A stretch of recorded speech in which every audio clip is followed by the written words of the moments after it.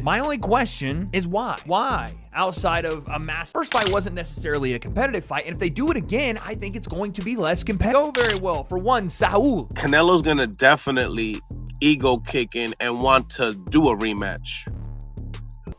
No, I don't know. I don't believe that. You know, I think the warrior spirit might want him to have a rematch, but I don't think the rematch is going to do him any justice, you know. Terence Crawford, fresh off his historic victory in September, has finally agreed to run it back with Canelo Alvarez, but he's holding the contract hostage with one non-negotiable demand. He has made it clear the side days are over. Crawford is done being the challenger. He is now the king.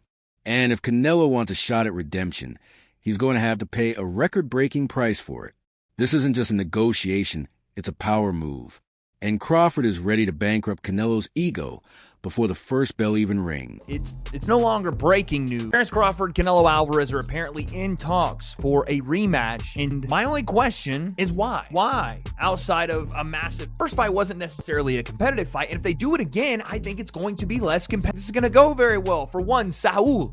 Like I said, the Ring Magazine reporting as of about 4 days ago now, I'm a little late to the news, but Canelo Alvarez wants Terence Crawford rematch, says negotiations are underway for 2026. Now, first off, I expect nothing less from Canelo. He wants to get that fight back because, well, number one, it's a somewhat advantageous matchup at 168 for him, and there's not many other matchups at 168 for Canelo right now that offer him any sort of advantages. He says, I want my run back, I want my get back, but I gotta be honest, I don't know how this goes well for Canelo. That comes with being the undisputed king. Today, we are breaking down exactly why Crawford is demanding this record-breaking purse, why Canelo's own promoters are terrified to sign the contract, and the shocking insider theory that suggests this entire rematch talk might just be smoke and mirrors to save face.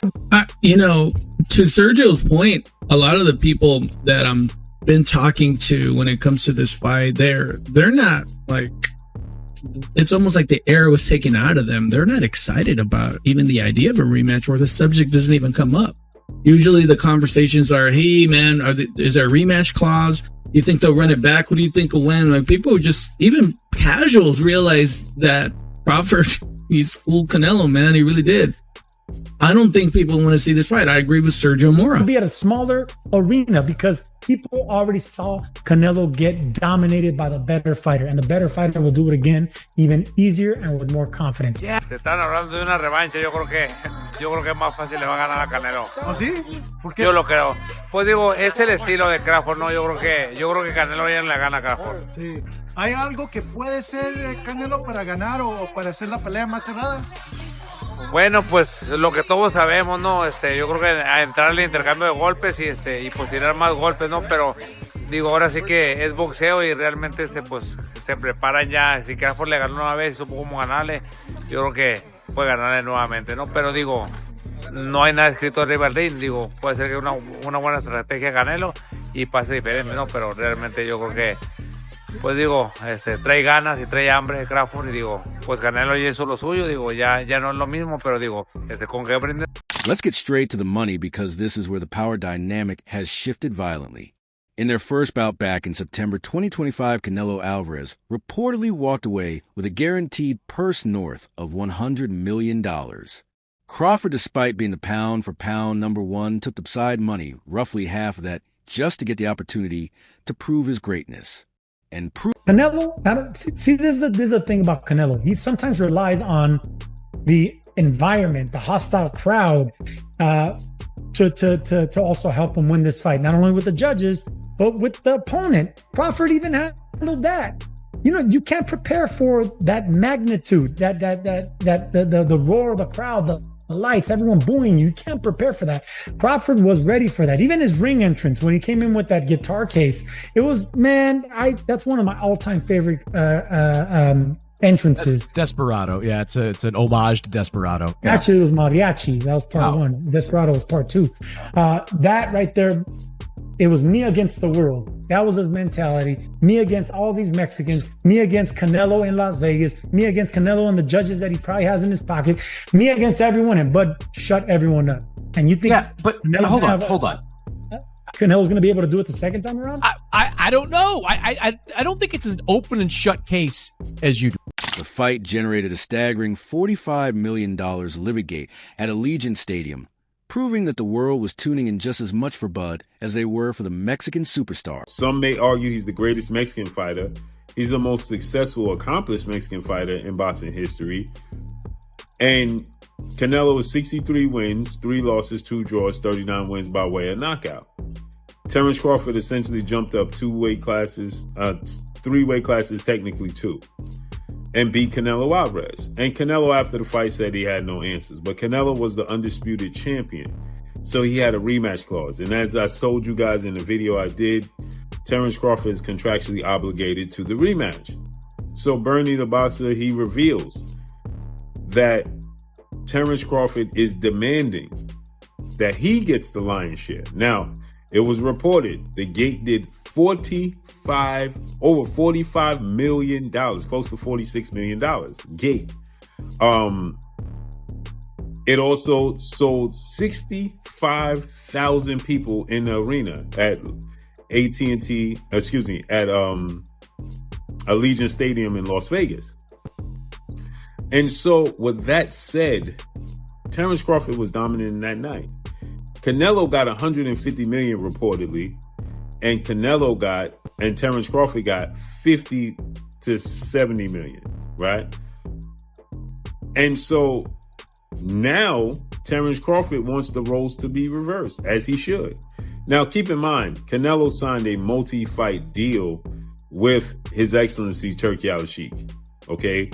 That's guaranteeing him a specific amount of purse. So Terence Crawford is saying, listen, I came out on top, as he did. I'm the victor, as he was, right? It was very successful, not only just because of Canelo Alvarez, but because of me as well, as he's right. And so I demand and I deserve to get paid heavily, and as he should. Now Crawford is leveraging that victory with cold, hard logic. His team's argument is simple. You don't get paid the winner's share when you lose the fight. You cannot sit there and tell me that there is a more marketable fight out there for both these guys than running it back once again. Your plan to have him drop down to 160 and fight Erislandy Lara is stupid. Canelo Alvarez is not going to move up to fight David Benavidez now at 175. There's nowhere to go. Like, Crawford could still try to conquer 160, but who is putting up real money for that? Canelo has already cleaned out the 168-pound division. Besides Terence Crawford, where else is he going to go? I just think the more time passes, the more we get away from the outcome of this fight, that's when people are going to start to realize that doing it one more time is in the best interest of both these guys. And for boxing, by the way, because that's another big event that you could put on the calendar. You're pretty stupid for a smart guy. Crawford is now the undisputed super middleweight champion. He holds the belts, he holds the bragging rights, and he holds the leverage. He is demanding that the roles reverse entirely. If Canelo wants to run it back, he has to accept the side pay while Crawford takes the $100 million lion's share. It's an ultimatum that hits Canelo right where it hurts most. Understands that Terence Crawford's value is extremely high. And he'll be 39 this September, right? So, again, he deserves to get compensated. Now, the question is going to be, is this rematch going to sell enough? Well, His Excellency Turki Al-Sheikh truly don't really care about, the purses, right? He just wants great fights. But is it going to garner the money to pay out those purses? Right? That's where the question lies.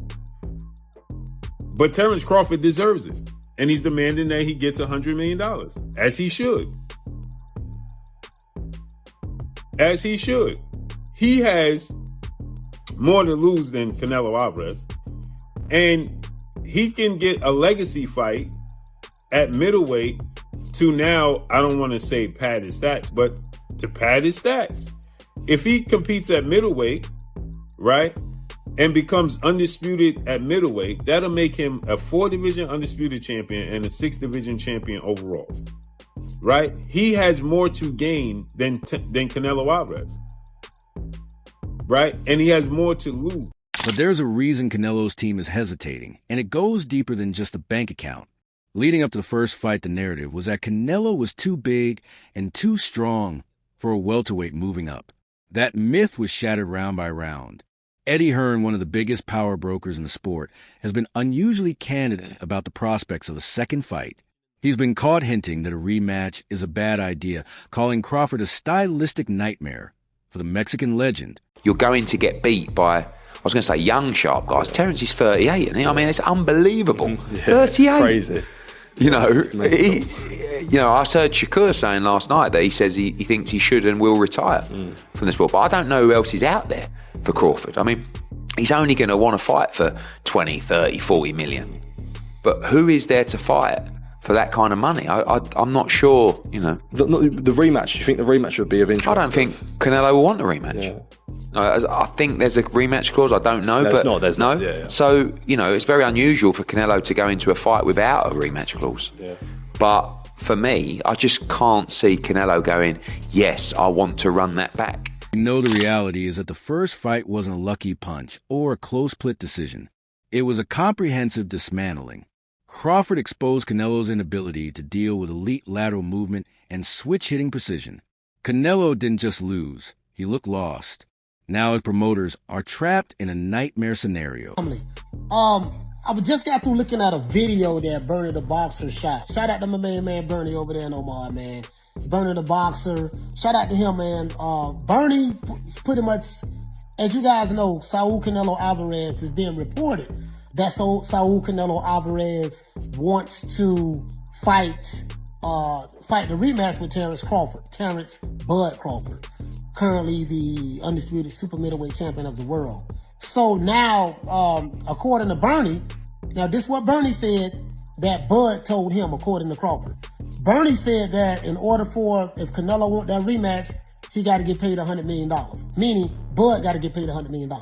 Now, and guess what? I told him the same. It's amazing that Bernie said that, because I told Bud that prior to Bernie coming out saying it publicly.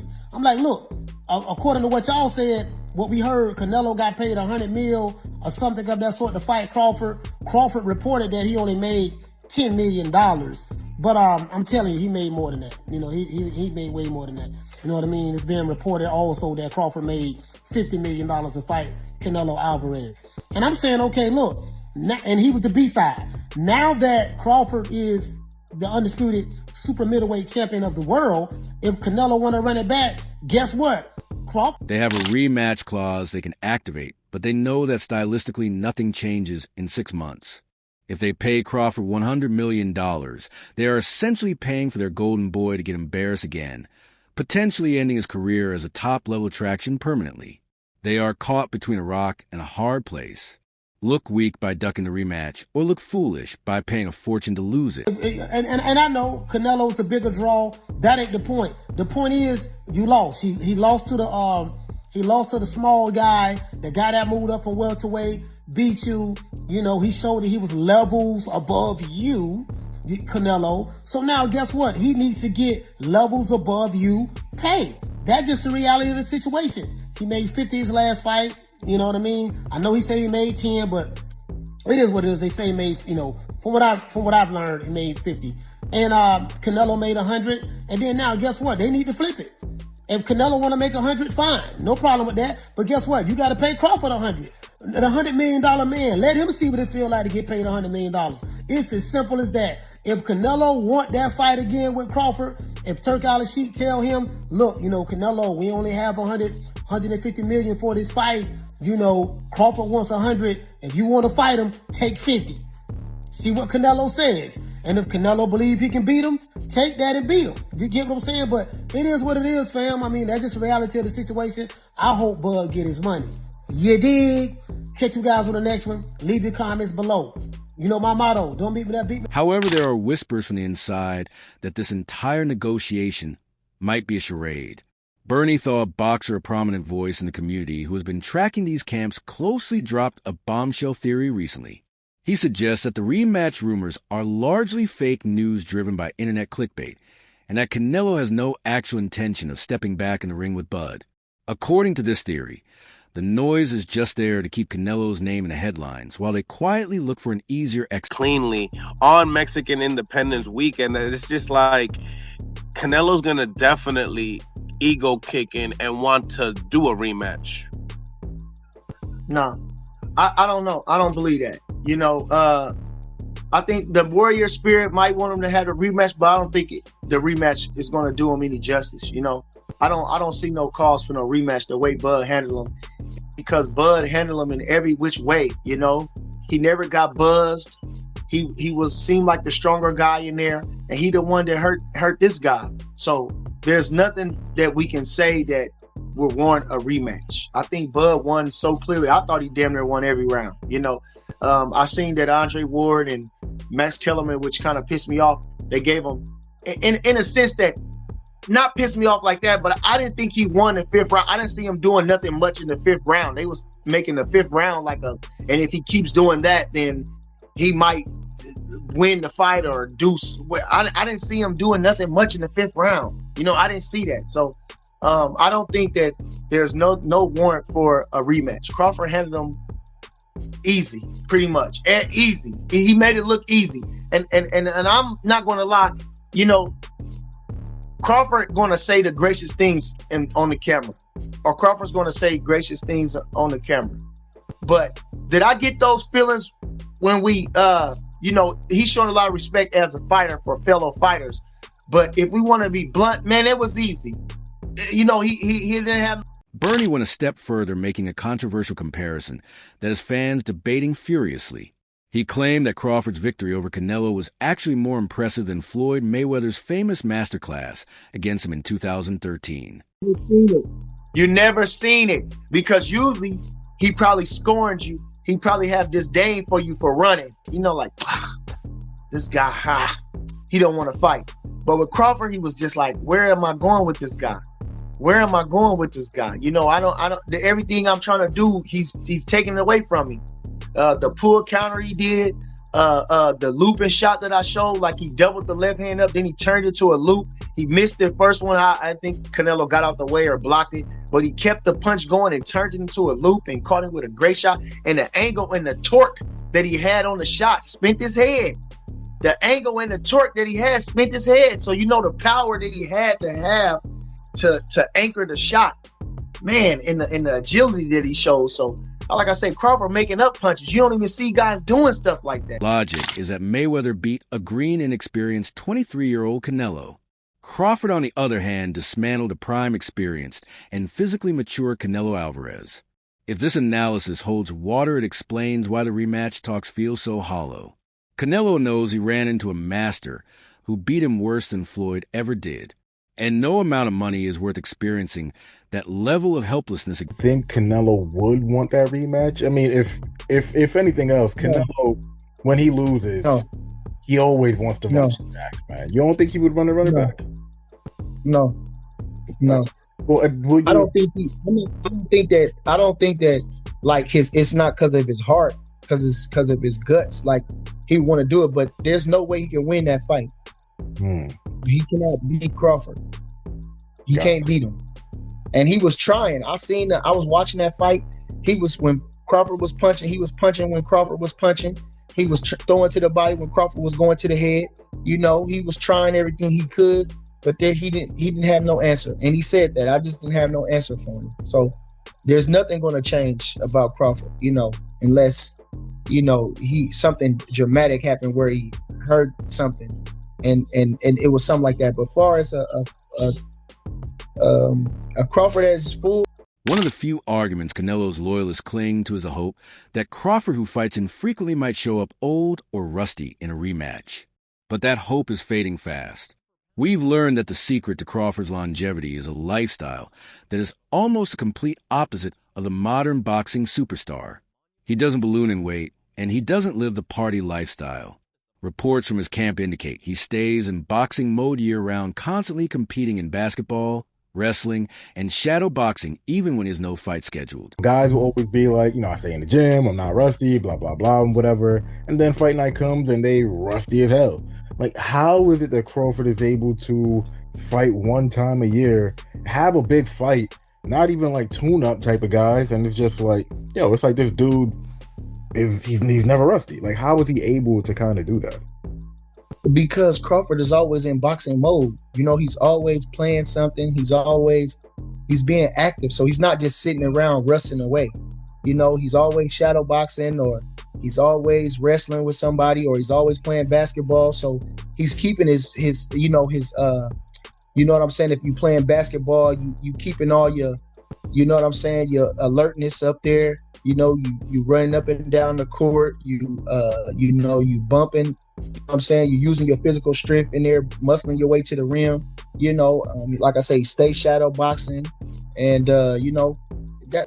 This constant state of readiness keeps his reflexes sharp and his mental processing speed elite. In contrast, Canelo has been in grueling wars for nearly 2 decades. The wear and tear on his body is undeniable. While Crawford is preserving his engine, Canelo is watching his odometer roll over into the danger zone. The idea that waiting a few months for negotiations will help Canelo and hurt Crawford is a myth. If anything, the gap between them is only widening as Crawford settles into the weight class, and Canelo's physical decline accelerates. Canelo, he has mastered his style. Now, typically, Latinos, they got their own style versus melanated black people having like more rhythm, more flashiness and panache to their stuff, more swag. Yeah. We just fight different than other ethnicities. If you want to throw Amir Khan in there, his ethnicity, he was in and out. Yeah, that's the European kind of style. Textbook, but that was his style. Canelo got his style and he mastered it. Terence Crawford cannot take nothing away from him.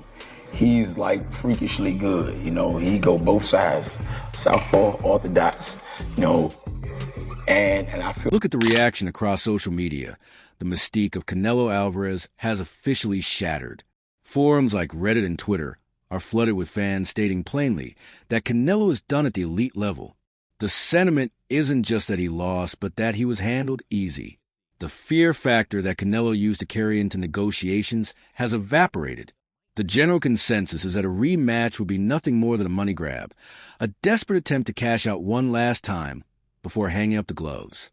It's a Terence Crawford, Canelo Alvarez fight. Yeah, I did. Ooh, talk about slick. Oh my goodness. Who's ever done that? Who's ever jumped up 2 weight classes like that? It's crazy. Scary. He's so clever, and it got to the point where he got so comfortable, he's like pick-patting them, and then like, what? And you're watching, like, this is amazing. Like, that's history, obviously. You shouldn't be able to do that. You shouldn't be able to fight at that weight for the first time ever. Against one of the greatest greatest of all time, and do what you did. You're beyond an outlier. You're an anomaly. In public opinion is dangerous for the promotion. If the fans believe the result is a foregone conclusion, it becomes incredibly difficult to sell the fight, let alone generate the revenue needed to pay Crawford his $100 million demand. Fans are already arguing that Canelo should retire rather than suffer another beatdown. When the paying public starts looking at a mega fight as a mismatch, the financial model collapses. Crawford knows this, which is exactly why he secured his bag up front with a demand. He knows the hype machine can't save Canelo this time. Even the legends of the sport are warning Crawford to stay away from a second fight Roy Jones Jr. A man who knows a thing or two about legacy has reportedly urged Crawford to ignore the rematch entirely. His perspective is fascinating. Beating Canelo once proves you're the best. Beating him twice just proves he's washed up. There's a feeling that Crawford has bigger fish to fry if he wants to cement his status as the greatest of all time, perhaps by chasing a title in a 4th weight class. Devin Haney and other contemporaries have echoed this, suggesting that the $100 million payday is the only reason to take the risk. But for Canelo, the trap is even deadlier. If he fights and loses again, his legacy shifts from being a Mexican warrior to a fighter who didn't know when to quit. Crawford has effectively trapped him. By demanding the money, Crawford has put the ball in Canelo's court. Admit you can't afford me, and look like a coward, or pay me and likely lose your career. So what happens if the money is put up? What happens if the Saudis or a Massagate make the $100 million happen and the bell rings for round one, the rematch? The predictions are grim. Analysts like Bernie aren't just calling for a Crawford win. They are predicting a stoppage. The belief is that Crawford spent the first fight downloading the data, learning Canelo's timing, and figuring out the puzzle. In a second fight, he doesn't need to be cautious. Terence Crawford has won the negotiation before a single punch has been thrown in the rematch. By setting the price at $100 million, he has validated his status as a new face of boxing and forced Canelo Alvarez into an impossible corner. The brutal condition is not just about the money.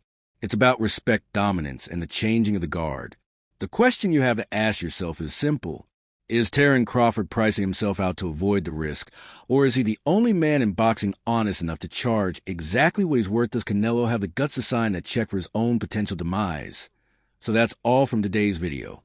If you enjoyed it, remember to leave a like, subscribe, and ring that bell icon so you never miss our upcoming videos. And don't forget to share your thoughts in the comment section. Stay tuned, and we will catch you in the next video.